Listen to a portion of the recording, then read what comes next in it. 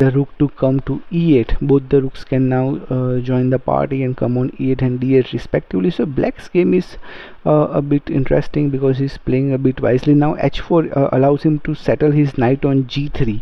That's why h4 is a very powerful move. c6, so if white plays c5, then he can put his bishop back. Bishop goes to c3 now. So developing the bishop, because that bishop really had some issues now.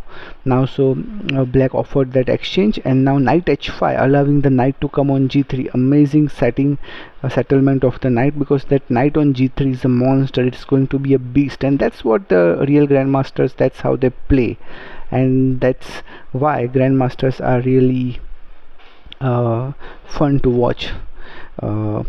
Now rook h5 allowing the trade, because if rook takes rook, then of course g takes h5 is not possible. Knight takes h5, and that's what actually happened. And now h4 pawn is under attack. Rook e5 has been played again. Now knight g3 or knight f6 check, both are interesting, but he goes for knight g3. But the problem here with knight g3 is that it cannot go on e2 and f1 square, because the d3 bishop controls those squares. But it may go on h1 and then think about giving this f2 check and threaten the bishop. But let's see how it turns out. Right now d5, breaking the center. Amazing move, amazing move. c5, similarly even better move, stopping the break of the center, and black somehow still holds the center because of the c5 pawn. And the problem with white right now is that the d5 pawn is a bit isolated, but still it's a good position to have.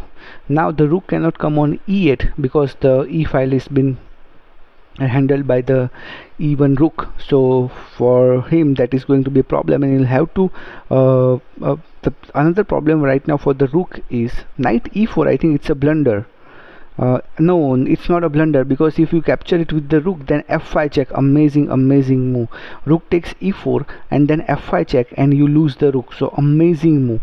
It's beautiful move of the knight on e4. That's what grandmasters do. But another problem for black is that h4 pawn is hanging, so his rook on h8 is stuck, and he gave up this pawn in amazing mind-blowing moves, because now he puts his rook on e8 squares.